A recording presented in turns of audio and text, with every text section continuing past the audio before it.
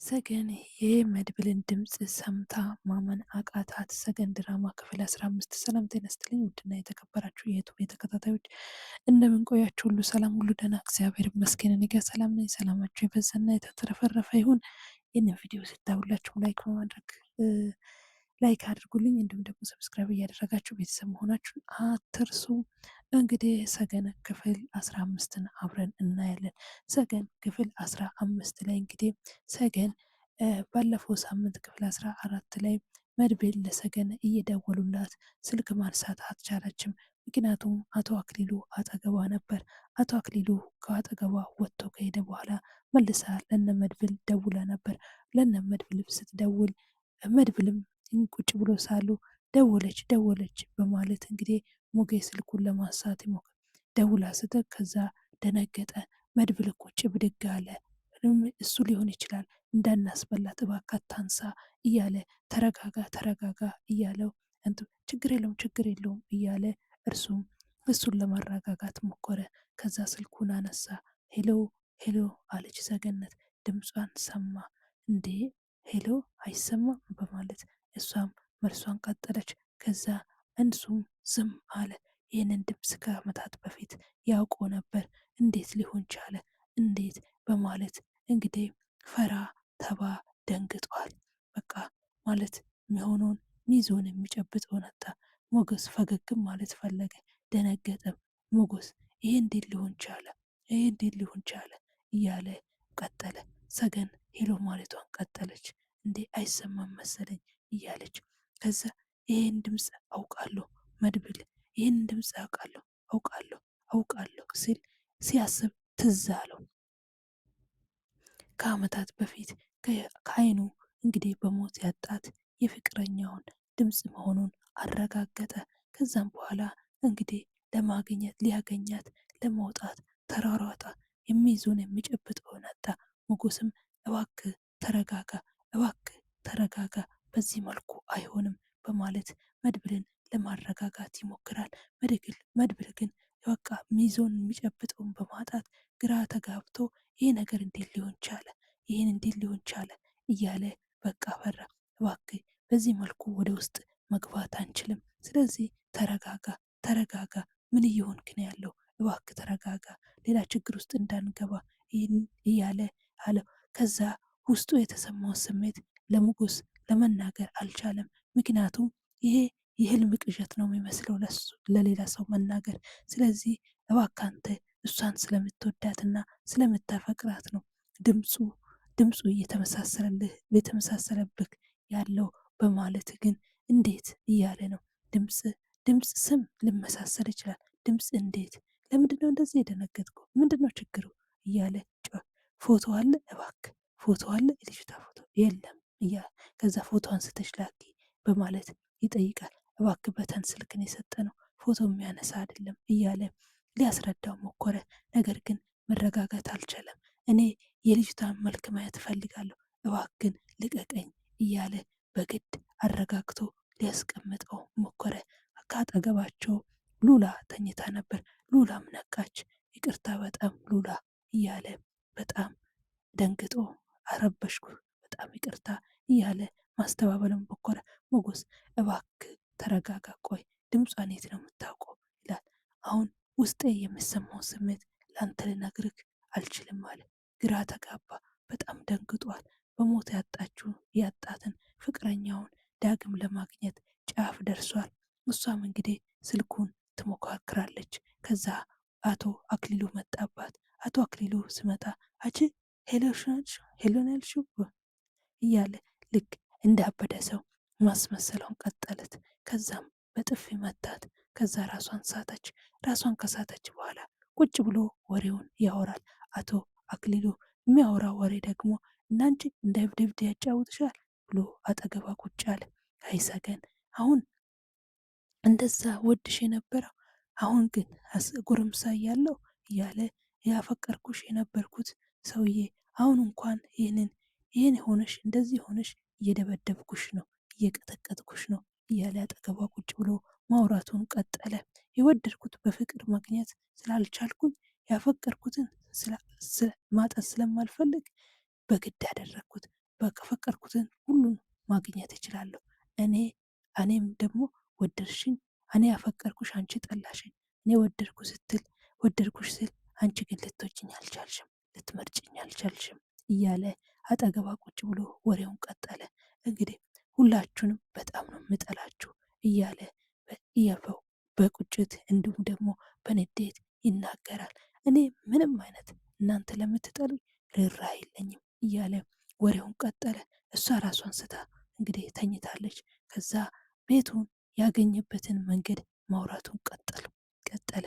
እኔ እኮ አለ እናንተ ግን ለእናንተ ገና አንድ በአንድ ጨርሳቸዋለሁ። የሌላ ሰው መሆን አትችይም፣ በህይወት ከዚህ ቤት አትወጪም እያለ መዛቱን ቀጠለ። ሰገን ራሷን ስታለች፣ በጥፊ ተመታ። አሁን አንቀላፍተሻል፣ አሁን ግን የውላሽ ምስጢሩን እንገርሽ እያለ ወሬውን ቀጠለ። ታውቂያለሽ የፈለግኩትን ነገር ማግኘት እችላለሁ። ታያለሽ ይህንን ቤት አልሰራሁትም፣ ይህንን ቤት የሰራሁት እንዳይመስልሽ እያለ ቀጠለ። ብቻውን ሰገን ራሷን ስታ ተኝታለች። ከዚ አልሰራውም፣ ተሰርቶ የተጠናቀቀ ሰው በሰርቶ በጨረሰ ሰተት ብዬ ገባው እያለ ወሬውን ቀጠለ። በገንዘቤ እያለ በኩራት ይናገራል። ህገወጥ ስራውን በኩራት እየተናገራት አጠገቧ ቁጭ ብሎ አሁን ግን ልሸጠው ነው አለ። ስንት እንደምሸጥ ታውቂያለሽ? ወደ 70-80 ሚሊዮን ነው የምሸጠው እያለ ያወራታል። ከዛ አይለተ በጥፊ ተመተሽ ራስሽን ስተሻል፣ ከዚህ ጥፊ ነገ 6 ሰዓትም አትነቅም እያለ ወሬውን ቀጠለ። ከዛ እሷም ራሷን በሳተችበት ትቷት ወጣ። ስልኩን አላገኘባትም። ያው እሷም ማስመሰሏን ቀጠለች። እዚህ ጋር ሁላችንም የሚመስለን ራሷን ስታ ሳይሆን አውቃ ተኝታ ነበር ይመስለን። ነገር ግን እሷ ራሷን ስታለች። ከዛ እነ ሞገስ ስልኩን መደወላቸውን ቀጠሉ። እሷ ራሷን ስታ ተኝታለች። እሷ ተረጋጋ እባክህ ተረጋጋ፣ በራስ እየተጨናነክ ነው እባክህ እያለ ሞገስ መድብልን መለመኑን ቀጠለ። ድምጿን የት ነው የምታውቀው? እጅ እየተንቀጠቀጠ ነው፣ ፊት በጣም ቀላልተዋል፣ እባክህ ስሟ ግን ሰገን ነው እያለ መጠየቁን ቀጠለ። አዎ ሰገን ብሎ ነው እሱ ምጠራት፣ እሷም ሰገን ነው የምትለው እያለ ቀጠለ። ከዛ እንዴት እንዴት እያለ በቁጭት እንዴት ሊሆን ቻለ እያለ በቁጭት በሀሳብ መድብል መክበል እያለ በቃ አታነሳም እያለ ይከነክነዋል። በጣም ግራ ተጋባ።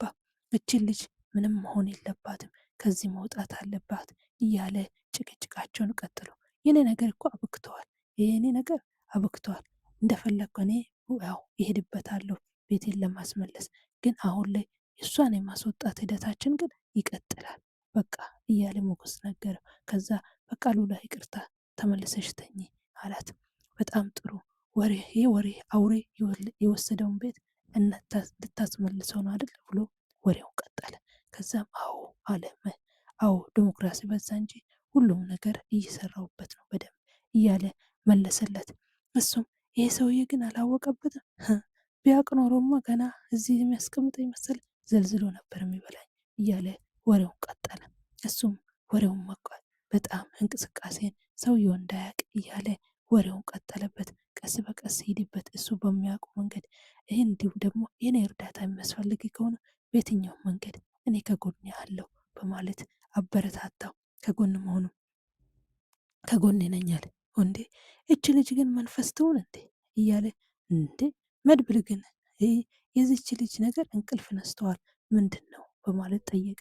አሁን ላይ ህልም እንዳይሆን ብዬ ፈራው እያለ ውስጤን አውጥቼ ለመናገር እንዴት እንደሚያስረዳ አላውቅም በማለት እንግዲህ እሱ እየፈራው ነው። የህልም አይደለም የእውነት ነው ይለዋል ሞገስ።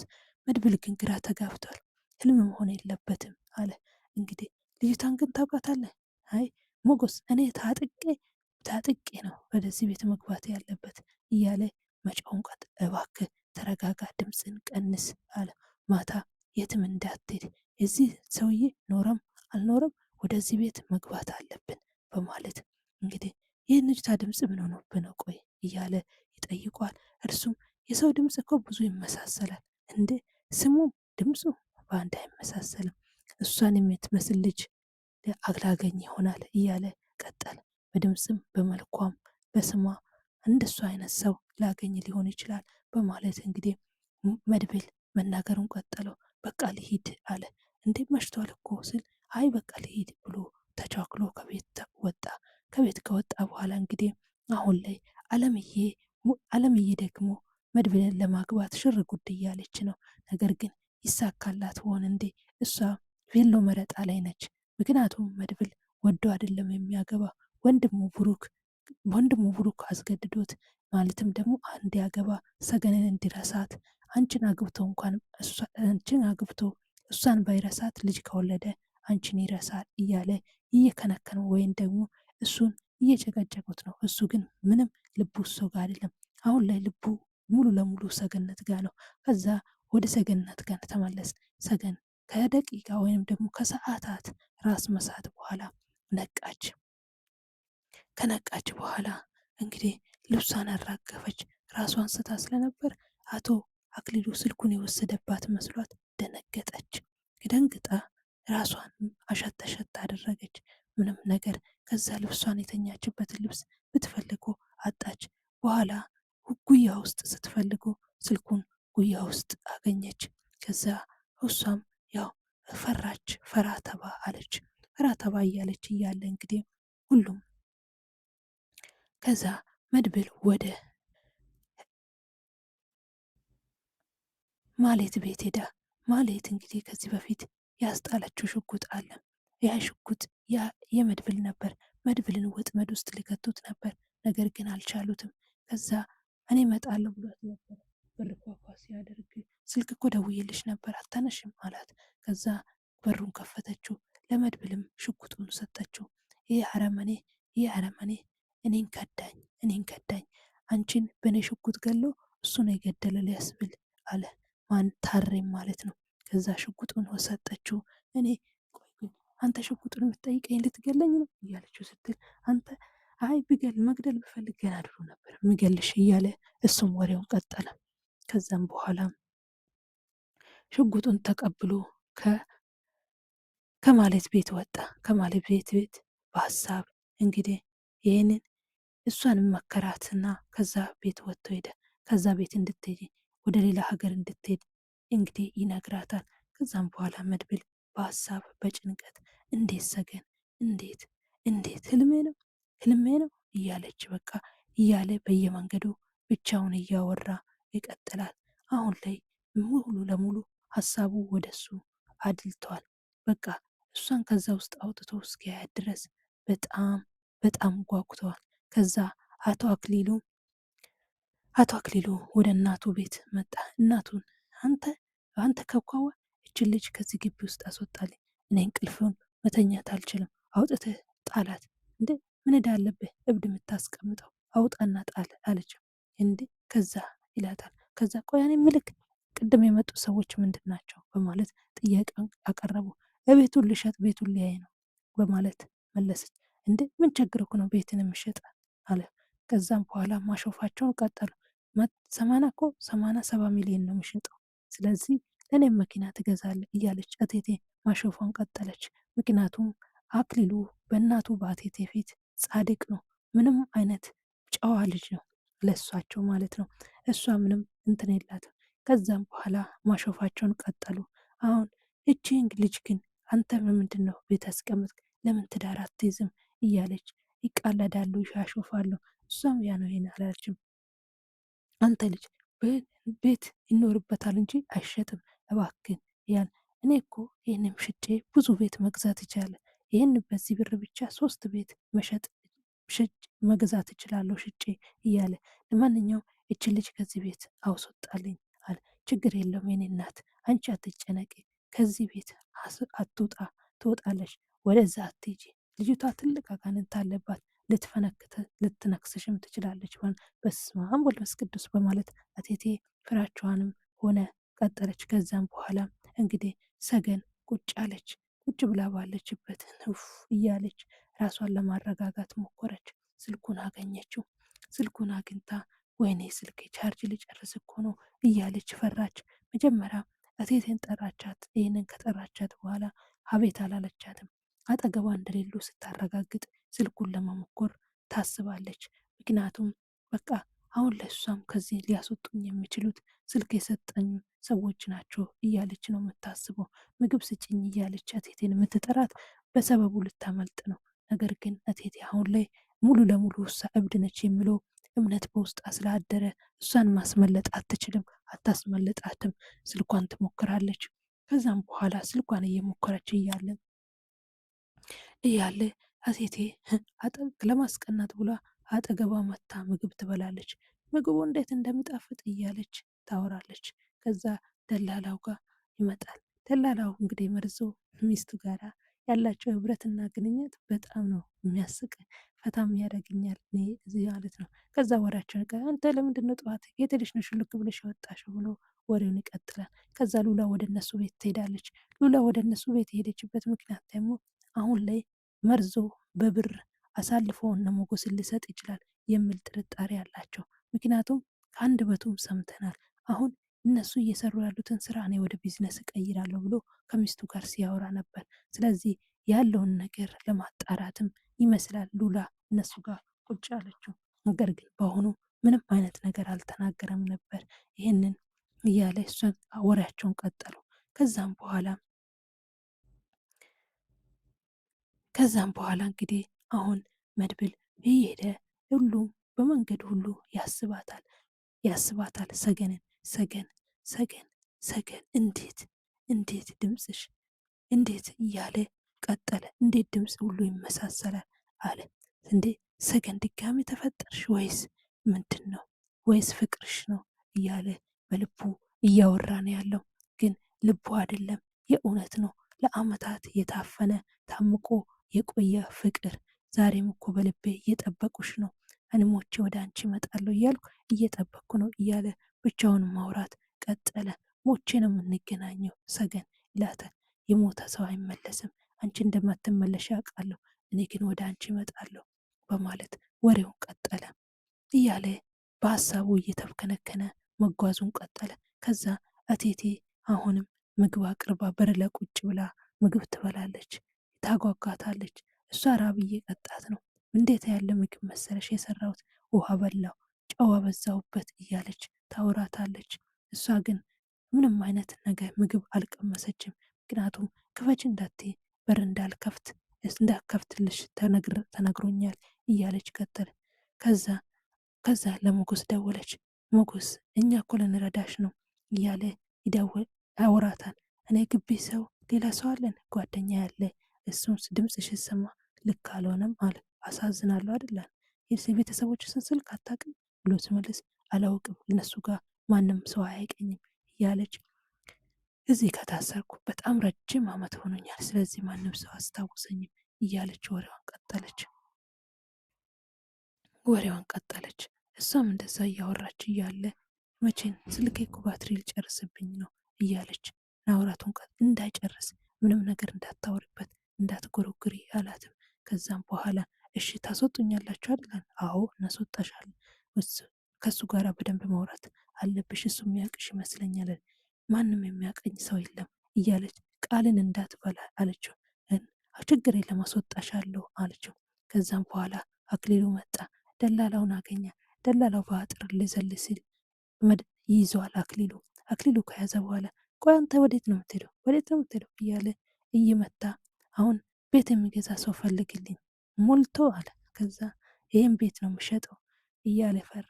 ከዛም በኋላ መድብል ካሄደ መድብል ከራሱ ጋር ያወራል። ወደ መቃብርሽ ካልምጣ ወይስ አንቺ ወደ አስታወሰችኝ ልጅ ልሂድ እያለ ከራሱ ጋር ወሬውን ቀጠለ። አይ መሽቷል፣ ቀጥታ ለወደዛች ልጅ ጋር ብሄድ ይሻለኛል በማለት እንግዲህ ጉዞውን ወደ እነ ሞገስ ቤት ያደርገዋል። ወደ እነ ሞገስ ቤት ካደረገ በኋላ እች ልጅ እኮ ስልክ ስታወራ ሰማኋት አለ። ከዛ ብቻዋን ስታወራ ሰማሁ እቴቴ፣ ብቻዋን ስታወራ ነው ስልክ ስታወራ አለ አቶ አክሊሉ። ስልኳን ነው ወይስ ብቻዋን ነው መሰለኝ፣ አይ ብቻዋን ነው ስታወራ መሰለኝ አለች። አንድ ሄሎ ሄሎ ሰው አያውቀኝም ምናምን እያለች ሰው ረስቶኛል እያለች ማውራት ቀጠለ። እንደዛማ ከሆነ ይሄ እየቃዠች ነው፣ ከዚህ በፊትም ብቻዋን ማውራታን ታውቃለች እያለ ወሬ ቀጠለ። ለምንድን ነው እዚህ ቤት ውስጥ ያስቀመጥካት እያለች እቴቴ ጥያቄ ነገር፣ አንቺ ምን አስጨነቀክ አለ። እሱ ግን እየተበቀላት ነው። ለአመታት ሲያፈቅራት የነበረ እኔ ግን አልፈልግህም በማለት በማለት እንግዲህ ተበቀላት ያለ ልጅ ነች እና ሆኖም በቃ ምግብ እንብላ ብሎ ተቃቅፎ ከዛ ይወጣሉ። ከወጡ በኋላ አሁን ኳኳ ያደርጋል። ሞገስ መድብል ወደ ሞገስ ቤት መጣ። ሞገስ ቤት ከመጣ በኋላ እንግዲህ አሁን ስልኩን ደውልላት በማለት ስልኩን ይደውላል።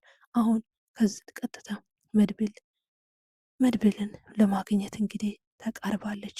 እንግዲህ እድል ቀንቷቸው ወደ ውስጥ ከገቡ ሰገነትን ሊያስመልጧት ይችላሉ ማለት ነው።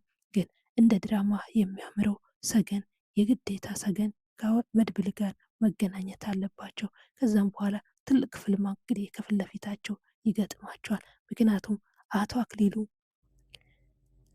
አክሊሉ አስቀምጣቸው ከዛ እንደ ሉላ የት ሄዳ ነው ሲል ወደ መርዙ ቤት ሄዳ ነው ማለት። እኔ ግን መርዙን አልወደው፣ በጣም ክፉ ሰው ነው። በገንዘብም ሰውን ሊሸጥ ይችላል። እንደዚህ ገንዘብን የለመደና እግዚአብሔር የማይፈራ ሰው አሳልፎ ይሰጣል እያለ እንግዲህ ወሬውን ቀጠለ። ነገር ግን ያው ችግር የለም እኔ ምንም ነገር አልናገርኩትም አለ። አሁን አክሊሉ ገብቷል፣ እንዴት ይሻለናል? ለማንኛውም ስልኩን እንደውልላት ይላል። እዚያውን ሰውየውም አይተኛም፣ ስለዚህ ስልኩን እንደውልላትን አለ። ከዛ ስልኩን ይደውላል። ስልኩን ቴክስት እናውራ ሲል አይ እኔ በድምፅ ማውራት ነው የምፈልገው አለ። ከዛም በኋላ ስልኩ ተደወለ። እኔ አውርቻት ምንም ሰው አላቅም ብላኛለች፣ እኔ ራሴ ማውራት እፈልጋለሁ አለ። ከዛ ሰገን የቀድሞ ፍቅረኛዋን የመድብልን ድምፅ ትሰማለች። ደነገጠች። ራሷንም ለመሳት ሞከረች። እንደምንም ራሷን ተቆጣጠረች። አንዴ እንዴት ሊሆን ቻለ? አለቀሰች። ምክንያቱም ይህን ድምፅ ከዓመታት በፊት ነው የምታውቀው። ሞታለች ተብሎ ተቀብሯል ብሎ ቀብሩ ላይ ሄዶ እንግዲህ አልቅሶ እንደገና እንደ አዲስ አለች ሲባል ምንኛ መታደል ነው። ከዛ ራሷንም ሳተች። እንግዲህ እዛ ድምፁን ሰምታ ራሷን እየሳተች አለቀ። ቀጣዩ ላይ ይገናኝ ይሁን የሁላችንም ጥያቄ ነው። ቀጣይ ክፍል እንገናኛለን። መልካም ቆይታ። ሰገን የመድብልን ድምፅ ሰምታ ማመን አቃታት። ሰገን ድራማ ክፍል 15። ሰላም ጤና ይስጥልኝ ውድና የተከበራችሁ የዩቱብ ተከታታዮች እንደምን ቆያችሁ? ሁሉ ሰላም፣ ሁሉ ደህና፣ እግዚአብሔር ይመስገን። እኔ ጋር ሰላም ነኝ። ሰላማችሁ የበዛና የተትረፈረፈ ይሁን። ይህንን ቪዲዮ ስታዩላችሁ ላይክ በማድረግ ላይክ አድርጉልኝ። እንዲሁም ደግሞ ሰብስክራይብ እያደረጋችሁ ቤተሰብ መሆናችሁን አትርሱ። እንግዲህ ሰገን ክፍል 15ን አብረን እናያለን። ሰገን ክፍል 15 ላይ እንግዲህ ሰገን ባለፈው ሳምንት ክፍል 14 ላይ መድብል ለሰገን እየደወሉላት ስልክ ማንሳት አልቻለችም። ምክንያቱም አቶ አክሊሉ አጠገቧ ነበር። አቶ አክሊሉ ከአጠገቧ ወጥቶ ከሄደ በኋላ መልሳ ለነ መድብል ደውላ ነበር። ለነ መድብል ስትደውል መድብልም ቁጭ ብሎ ሳሉ ደወለች በማለት እንግዲህ ሞገስ